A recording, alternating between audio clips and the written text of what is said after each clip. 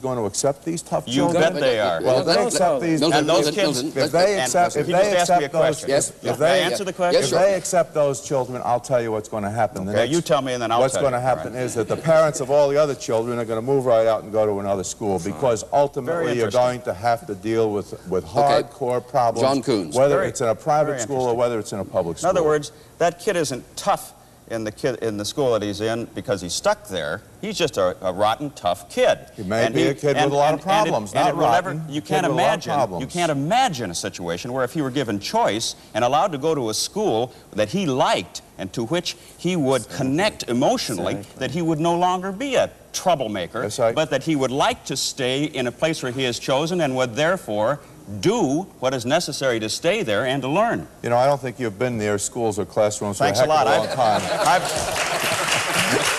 I happen to have 5 kids who've done a lot of time in public and private schools both. We're not talking about the problems that your children have. Let's go around the table. I have to get to this point because I think it's a very crucial one. I don't think Mr. Schenker is saying that you should never use a doctor if you have cancer who hasn't himself had cancer.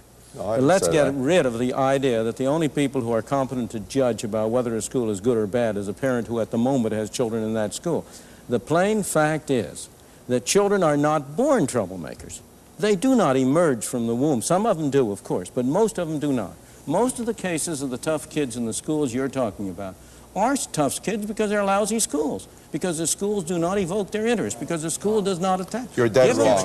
You're Give dead them wrong. choice. Wait a minute now. I want Greg Andring on this one. Milton, it's not often I have a chance to tell a professor he's wrong, but with all respect, Professor, the problems that you see in the urban schools of this country are not problems of the schools. They're problems of poverty. And they're problems of what do you do when, for demographic and sociological and economic reasons in a country like ours, you begin to concentrate those people who are poor in the inner and older parts of the cities of our country. That's when the problem comes. And it's not just a problem of schools. It's a problem of housing, of jobs, of medical care, of social services, and the same problems crop up. And to say that the answer to that is take one part of that element and say just set up a competitive marketplace is not dealing with the problem. The problem is the problem of poverty. We've dealt with the problem. I am struck with the anomaly that arises out of any of this discussion of the voucher system. The facts are that government support, call it subventions, call it direct aid, call it grants and aid, call it vouchers, call it anything, will lead ultimately to government control of the private schools, thus undercutting the alternative nature of private schooling and hurting it at its very source. Well, then you ought to look at our initiative. With that on the higher education level, you had the whole GI Bill.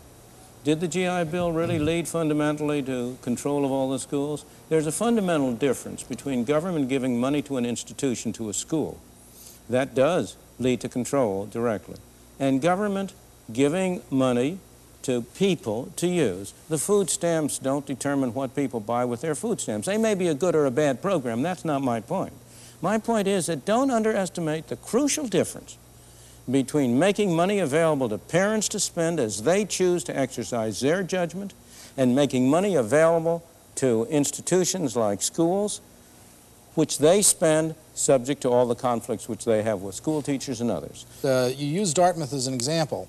And I think the concerns that I have about the voucher systems, the various ones proposed, is not with the one applicant that can get accepted to Dartmouth, but with the 8 applicants that don't get accepted to Dartmouth. What's going to happen to that group of youngsters? You can have a situation in the free marketplace where everybody takes the cream. But what about the youngster that doesn't measure up? What about the youngster that's a risk? It seems to me that some of the greatest leaders of this country were people that would have been rejected by Dartmouth and most of the Ivy League schools. Let's get other views on this, then we'll come back to you. I just want to comment, because I have to comment on 2 points, the one he made earlier about poverty and this one. But on this one, Dartmouth is one of the best examples of the private schools. UCLA is one of the best examples of the state schools. That's why we chose them. There are many other private schools which are not as selective and are available to people who can't make the Dartmouth cut. There are many other public schools, state schools, that are less advanced than UCLA and the California system. There are all sorts of grades of schools. But the difference between the two is the same at lower levels. Now, I do want to make one comment going back to your poverty thing, and that is that, first of all, other programs in this series deal with the issues you've raised. But second, do not underestimate the role which bad schooling provided by our present governmental mechanism has played in creating poverty. It's been a major source, particularly among black and white teenagers coming up to the slums. It's been a major source of their difficulties of getting out of the trap of poverty. So it's not a one-way relation between poverty and the schools. The schools have themselves bear a great deal of responsibility. The reason the schools bear it, and it isn't the schools directly, it's that we don't put enough resources in for children who need special and additional help because they are not getting it in their homes, or they're not getting the same sort of support in home and community as middle-class kids do. And then we wait until a child is 16 or 17 and drops out, and then we provide a youth employment program for them where we spend between $5,000 and $10,000 to try to undo what could have been undone in the first, second, and third grade if we had a decent investment in our public schools. I have never yet known anybody who was trying to defend a government program who didn't say all its evils came from the fact that it wasn't big enough. Now, the fact is, would you think that children with problems need the same amount of education and the same amount of investment as children who don't have special problems? Facts. The number of students in schools has been going down. The total expenditures on schools, allowance being made for inflation, after allowing for inflation, has been going up. The number of pupils has been going down. The number of teachers have been going up. And by all accounts, the quality has been going down. Actually, just a minute now. You know that the economics of for a taking moment. a few students out of a class doesn't reduce costs. We got on to higher education, and I don't want to leave it without getting the rest of Milton's thoughts on it. In particular, you seem to be coming to say at the end of the film that the right answer is a system of realistic loans where people therefore know what it's costing, rather than trying to hold down college fees and that kind of thing. Absolutely. Yeah, and I think that the higher education is the most disgraceful example on the record. I know of no governmental program that seems to me is so unfair and disgraceful in imposing costs on low-income people to benefit high-income people. We in the upper and middle-income classes have conned the poor in this country to supporting our children in going through college and university, and we scream to the treetops about how disinterested and how public-spirited we are. We ought to have a system under which everybody who wants to go to college can go there. He has to pay his own way, either now or later on. And the schemes I have in mind, if we developed it more fully, and as I have in other contexts and other areas, are along the line of the Educational Opportunity Bank that Professor Zacharias of MIT and a commission appointed by President Johnson came up with as a way of enabling students to finance their own higher education without facing the problem you raised of ending up with a large dollar debt. I do think that, Dr. Henry, with some trepidation with the professor, I raised a question of taxation. That is that I agree that we need better loan systems than we have. But as I understand the American tax system in general, as a generality, it is a graduated system. Absolutely. It is an equalizing system. And to reach the conclusion no, that it is not.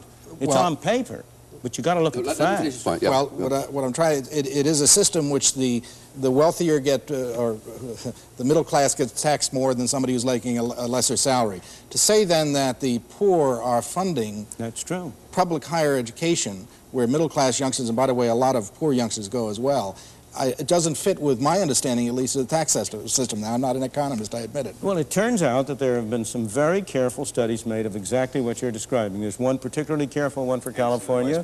There's one for Florida. These show, it's not a minor item, that if you take the total receipts from expenditures on higher educations going to the lower classes and the total taxes they pay that are used for higher education, the lower classes are paying more than they're getting, and the higher classes are getting more than they are paying for. Now, I'm myself a beneficiary of this subsidy. I'm one of the worst cases on record. I went to a state school, Rutgers University. I went on a state scholarship.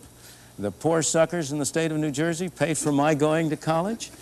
I personally think that was a good thing. There are many people who have different opinions about that.